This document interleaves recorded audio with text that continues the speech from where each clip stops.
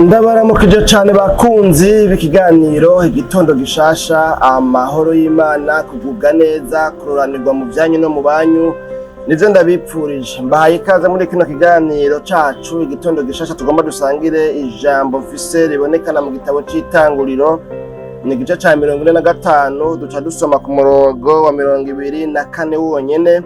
Turaba ayo majambo ingene avuga ijambo ry'umutwe twisunze kumbure iyi paragrafe aho iherereye, rivuga ngo Farawo na Yosefu batuma kuzana Yakobo, Imana yacu nihimbazwe. Dusoma ayo majambo avuga ngo nuko asezera bene se, bakiriko baragenda arababwira ati mwirinde ntimutane ko ibirake muri mu nzira, Imana yacu nihimbazwe. Na aya majambo dusomye yavuzwe na Yosefu canke Yozefu, Jozefu, Yusufu, amazina murazi yuko ahindagura indome n'imvugo na prononciation kumbure hisunzwe ururimi niyo iryo jambo ryakuwe. Rero uyu Yosefu numwe muri ba bahungu 12 ba Yakobo ariwe atazirwa ngo ni Isirayeli canke Isirayeli. Imana yacu nihimbazwe. Hanyuma ya majambo dusomye yavuzwe na Yosefu, yayavuze abwira bene wabo bari baje gusuma muri Egiputa. Muri ca gihe hari novuga ngo hari inzara mu bihugu bitandukanye, hari amapfa, ariko muri Egiputa akaba ata amapfa yariyo kuko yari imyaka indwi y'amapfa ikurikiye imyaka indwi novuga ngo y'uburumbuke, y'umwimbu mwinshi w'umusesekara. Ni birebire, nipfuza yuko ntovyinjiramo kuko umuntu yohava asanga ataha ivyo nyene, ariko kandi nyene usanga rimwe na rimwe umengo uvuze ijambo ukarisimbira kuko nyene ntuberekane iyo riva, kumbure muri make no muri menshi usanga bitoroshe kugira ngo ryumvikane. Rero Yosefu yari yaragurishijwe na bene wabo bavukanye biwe, hanyuma bamugurisha kubagiye muri Egiputa. Ageze muri Egiputa n'ubundi aragurishwa, akora kwitwa Potifari, yakora ibwami, ibintu nyene nk'ivyo. Imana yacu nidutabara, ariko ivyo vyose harimo umugambi w'Imana, kuko Imana yavuze iyo coca hose, iyo cozunguruka hose, umugambi w'Imana nta kiwubuza gushika. Hanyuma rero uyu Yosefu rero umva yagurishijwe na bene se, baraje rero baje gusumba, mugabo ntibazi ko uwuhagarariye ivyo bikorwa muri ico gihugu ca Egiputa ari wa wundi bigera kugurisha, ari wa wundi mbere bari bagombye no kwica akarokoka kubw'Imana ikoreye muri mukuru wabo, akavuga ngo yo reka ntitumwice ngo dukore amaraso ya murumuna wacu, ahubwo dutume tumugurisha agende iyo azokorera abantu iyo hiyo muri Egiputa iyo bamujanye, mugabo ntitwitwe ko twishe mukuru wacu, bame mwene wacu, murumuna wacu. Imana yacu nidutabare. Rero baje gusuma, ntibazi ko ari wa wundi, hanyuma we arabamenya, bo ntibamumenya. Aya makuru ni maremare. Mu nyuma haragera igihe arabibwira, amaze kubibwira rero vyarumvikana ko bategeza guca bumva mu mutima nyene, muravyumva namwe, umuntu wagurishije, umuntu wakoreye ikibi, umuntu mbere wagomba wice, hanyuma ukamuta mu kinogo ngo basi ngo azotume agwayo, hanyuma mu nyuma ukavuga ati oya reka tumugurishe, mukamugurisha. Niwe musanze novuga ngo ari icegera c'umwami w'igihugu mugiye gusumamwo, muri ingenzi n'akavantara, muri abaforena, muri abanyamahanga. Murumva nyene ingene umuntu nawe yokwiyumva mu gihe azi ko yakoze ikintu nk'ico, umutima umwagiriza ko yacumuye, yagize nabi, kandi uwo yakoreye nabi ariwe aje gusumako. Imana yacu nidutabare. Hanyuma rero amakuru ni menshi, ariko mugabo ngo hagera igihe Yosefu hamwe n'umwami Farawo, umwami w'igihugu ca Egiputa, baje inama, bafata ingingo yuko batuma kabiwabo na Yosefu bakaza bakava iwabo i Kanani, bakava iwabo ahantu novuga ngo hari inzara, bakaza kuba muri kino gihugu kirimwo umwimbu udasanzwe, bobo atanzara bafise kubera ko baziganije ibigega n'ibindi. Imana yacu nidutabare. Rero ngo bamaze rero gufata iyo ngingo, Yosefu aherekeje rero bene wabo basubiye iwabo, bagiye kuzana abavyeyi biwe nabo nyene ngo bazane ivyabo vyose bimukire basuhukire mu gihugu kirimwo indya. Arababwira ngo aya majambo twabonye avuga ngo nuko asezera bene se bakiriko baragenda, arababwira ati mwirinde ntimutane kw'ibirake muri mu nzira. Imana yacu nihimbazwe. Iri jambo rero niryo nyene ngomba gukuramo, ngomba ko duhagarara ko rivuga ngo hagarika gutana kw'ibirake, mwirinde ntimutane ko ibirake muri mu nzira. Imana yacu nidutabare. Aha rero tuvuze ngo mwirinde gutana kw'ibirake, cyo tukavuga tuti hagarika gutana ko ibirake, burya tuba tugomba kwerekana yuko ugutana kw'ibirake ni uguherereza amafuti ku wundi, wewe ukabona ko ari wewe yakoze amakosa, ko ari we yakoze ibintu biri insanse, ibintu bitagiramwo ubwenge na bukeya, ko ari we munyamafuti, ariko weho yuko ari we ufise raison. Hanyuma mu kumuherereza kwayo mafuti, mu kumuherereza kwayo makosha, wewe ugakoresha imvugo n'inyifato irimwo ibirake, irimwo ishavu, irimwo novuga ngo ukumukarira. Imana yacu nidutabare. Ahubwo mbere ukumva umengo wo murandura, ukumva umengo wo mukubita, ukumva umengo wo muhana, ukumva umengo ntibyoherera ngaho gusa, si mu buryo bwo kwenforma, bwo kumenyesha umuntu, ahubwo ni mu buryo bwo kumusuka ko ibishavu byose ufise, ishavu ryinshi cyane ufise, novuga ngo uburakari ugizene ufise. Imana yacu nidutabare. Rero novuga ngo uku gutana kw'ibirake ni kameremere inyegejwemo ishavu ryinshi. Ubundi yavuze ngo ishavu ryogurura indege. Imana yacu nidutabare. Kandi ishavu naryo canke ibirake canke uburake canke uburakari bukosha kwica uwawe. Ishavu rikosha kwica uwawe, nawe wamara kumwica rikakuvako, ugacuheza ugasigara uricuza icatumye ugirane, icatumye ubikora. Imana yacu nidutabare. Bene data bakunzi b'ikino kiganiro, igitondo gishasha cacu cuno munsi. Aha rero umuntu agerageje gukontextualiza, ni nkaho Yosefu yababwira mu mvugo isobanutse, mu mvugo yagutse, akababwira ngo murabona ibyabaye byose kubw'ibyo mwankoreye, kubw'ikibi mwankoreye mwebwe, ubu birashoboka yuko bica bituma mwicamwo ibice, umwe wese agatangura kwagiriza mugenzi we ngo wewe niwe wazanye iciyumviro, wewe niwe wazanye uyu mugambi wo kumugurisha, wewe niwe watanguye ngo tumwice, wewe niwe watanguye ngo tugire gutya. Birashoboka yuko mushobora guca mutangura kwagirizanya, umwe wese agaherereza amafuti, amakosa kuri mugenzi we, kandi mufise urugendo musangiye, urugendo rwo kuva ngaha muja mu gihugu c'iwacu hariya, nanje iyo nahoze hariya abavyeyi bacu bari.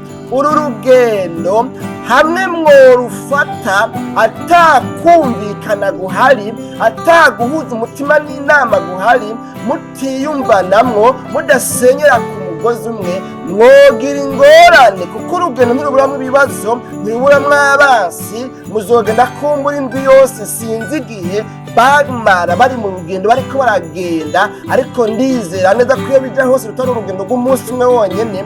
Ibi sinabanje kubirondera ngo ndabe ngo mbega hari distance ingana gute uva muri Egiputa ugenda i Kanani iyo bari bagiye, ariko mugabo Imana yacu nidutabare. Birashoboka yuko hariho imisi kanaka, muzorara mu nzira, muzohura n'ibikoko by'inkazi, muzohura n'amadubu, muzohura n'intare, kandi muzoba mufise ibifungurwa, muzohura n'abantu bashonje bishwe n'inzara, babona mushoreye ibintu, bobo bariko baricwa n'inzara, bazobatera, bazobagwanya, bazobagirira nabi, babarondera kw'ivyo bifungurwa mutwaye, kandi nabo inzara ibishe. Ntibazobemerera ko muca mu bihugu vyabo mujanye indya, kandi abantu bariko baricwa n'inzara. Imana yacu ni gutabara kugira ngo bize bikunde, mugire urugendo rwiza, mugende amahoro, mushike amahoro. Birabasaba yuko mugenda muri umwe, birabasaba yuko muhuza umutima n'inama. Ntimushobora gufata urugendo rurerure nk'ubwo mugenda muratana kw'ibirake ngo bizogende neza.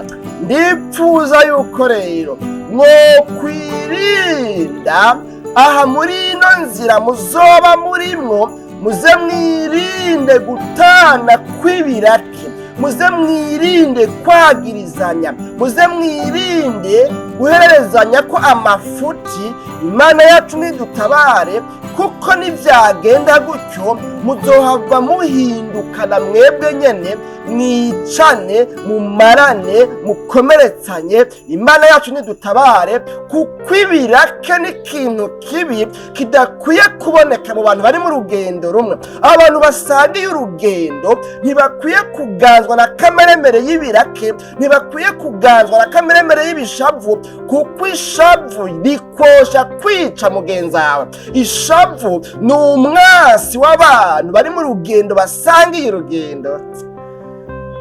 Imana yacu nidutabara. Aya majambo sinzi ko muri kumurayumva, ko ndiko ndayumva jewe. Hanyuma rero abatekereye impanuro, kandi birabonekana ko iyo bija hose bayubahirije, bayikurikije, kubera ko baragiye barashika iyo bariko baraja. Bene data bakunzi ba kino kiganiro, igitondo gishasha, turi mu rugendo, turiko tuja mw'ijuru, turabakizwa, turabaporoti, turabaki, twemera Imana, twarabatijwe, turaririmba, turasigura, turasenga. Turi mu rugendo ruduhuza twese, rudutumbereza kuri Yesu Kristo, umwami n'umukiza w'ubugingo bwacu. Ariko iri jambo litubwiye ikintu gihambaye, litubwiye ngo yemwe mw'abantu muri mu rugendo, yemwe basangira ngendo, yemwe murabavukanye, muri bene mugabo umwe, muri bene Kristo. Ndabinginze rero mwirinde igihe cyose mukiri muri urwo rugendo, mwirinde gutana kw'ibirake, kuko igihe cyose vyoshika hakabaho gutana kw'ibirake, urugendo vyorangira rubananiye. Imana yacu nidutabare.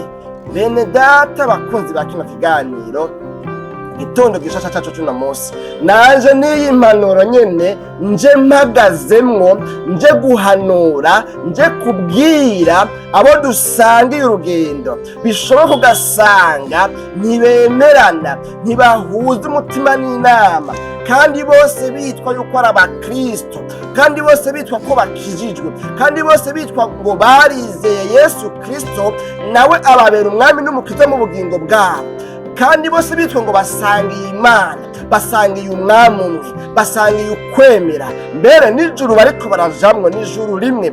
Ariko mugabo akaba ari bo bantu ba mbere batana kw'ibirake, babwirana nabi, barondera ingene naka yohererezwa ko amafuti yose. Akaba ari bo bantu ba mbere bankana, batemerana, badahuza umutima n'inama, badasenyera ku mugozi umwe. Ivyo birabaho cane muri kino gihe, kandi ndamaze kubibona, ndamaze kuvyumva, nawe uramaze kuvyumva kandi uramaze kubibona. Woraba aho uherereye, muri ba baririmbyi muririmbana, muri ba basenzi musengana, muri wa mugwi w'abasenzi, muri wa mugwi w'abajenama, w'abadiyakoni, w'abavugabutumwa, w'abapasitori bagenzi bawe, muri novuga ngo muri ka karere mu bubwiriza bumwe, muri ku ishuri rimwe, ku isikirisare imwe, muri novuga ngo district imwe, muri conference imwe, muri komite imwe ijejwe ibikorwa bya runo rugendo turimwo rw'iyobokamana, hamwe wose uzuma ukaraba neza wosanga hariho ugutana kw'ibirake, hariho ukutemerana, hariho ukutovyumva kumwe, hariho ukutumvikana kuri mu bantu basangiye urugendo rw'iyobokamana. Ibyo vyama vyabaye, mbere hakabaho no kudodoberezanya, hakabaho no kugiriranira nabi, hakabaho guhana amasumu. Imana yacu nidutabona mu biganiro vyarenganye, narababwiye ko ari umupasiteri nzi bahaye isumu mu mazi, avuze ngo numva inyota, fata aya mafaranga nzanira amazi ngaho ku ibotike. Baca bagenda bazana ayo mazi, baca batoboramwo n'urushinge, bajojoterezamwo aside, ariko akiyashira mu kanwa yumva guye ayo mazi, wapa aravuga ati iyo bija hose aya mazi hari ikintu cabaye, hari ikibazo. Bapimye bakoresheje ivyo bakoresha mu gupima, basanga harimwo sumu. Imana yacu nidutabare. None baza ngo yari yishwe nande? Yari yishwe n'umuntu yegereye hariya nyene muri ya protocole, muri babandi bajejwe kwakira abashitsi, muri babandi bakunda kugira ngo ndagize bwakeye pasito, ndagize bwakeye pasito, karibu pasito, karibu mutama. Imana yacu nidutabare. Rero iri jambo ridusaba ngo tureke gutana kw'ibirake, tureke gushavurira mugenzawe, tahura mugenzawe, numuhanure mu bugwaneza, nimwiyuzuze ibituma mutumvikana bitsindwe, bikurweho, bimaramare. Mwebwe musigana urugendo musangiye muhuriyeko, muce mubandanya, muzorusozera amahoro. Ariko bitagenze gutyo nta kurusozera amahoro kuzobaho. Nano majambo rero kuvuga menshi siko kuyamara, kandi hajya burya ngo bibwirwa benshi bikumva bene byo ntamagwara ahogwa. Nano majambo wumva wewe uri mu mugwi uyuhe? Aho si wewe novuga ngo ingorane zose mu bikorwa vy'Imana zama zizana nako muri bene data, muri babandi musangiye ibikorwa. Aha ntivyama bizana ni wawe, induru zose ntizama zizana ni wawe. Ubona bimeze gute? Nagomba rero ngo wiyumvire, niwasanga uri muri aba bantu bataye umurongo kandi bari mu rugendo, bakaba birirwa baradurumbanya bagenzi babo, bakaba birirwa baradurumbanya mu bikorwa vy'Imana, ugasanga umengo ni bagaparanganya, ugasanga ni babususa ntumbabe, ugasanga ni bawushara, ugasanga igihe cyose wewe waje muri repetition ibintu biraba nabi. Uniganira ama mikrofone, mama ngo ntibaguhaye mikrofone, mama ngo ntibaguhaye ngo nawe uteri chorus, mama ngo umurongozi ngo akunda naka wewe ngo arakwanka, ukamumengo wewe wa muri kuradurumbanya ibintu.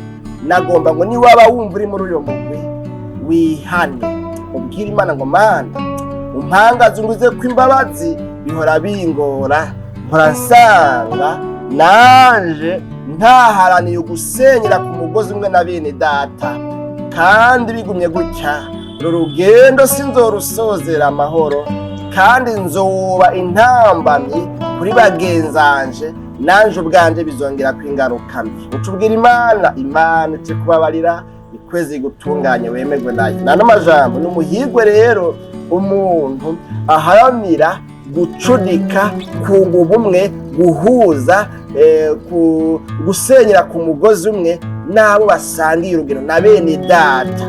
Kuko ico ni kimenyetso kiva kuri mkemu yera, ni kimenyetso kiranga, ni kimenyetso ciza kiranga abasangiye urugendo ko bashobora kwivunira hamwe umwansi yobatera.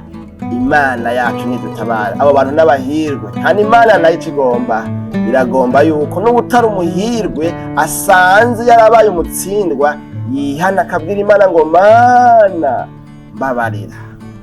Bica bikunda iki kubabarira, kandi tusubira kumva uri libre, widegemvya mu rugendo, usubire kumva unezererewe bene so, hama mubandanye urugendo muze mu rusozera amahoro, kuko niyo ntumbero nyamukuru yo kuba muri mu rugendo. Dusenga Imana. Mwami w'abami Yesu, ndagushimiye cyane ku bw'ano majambo twumvise.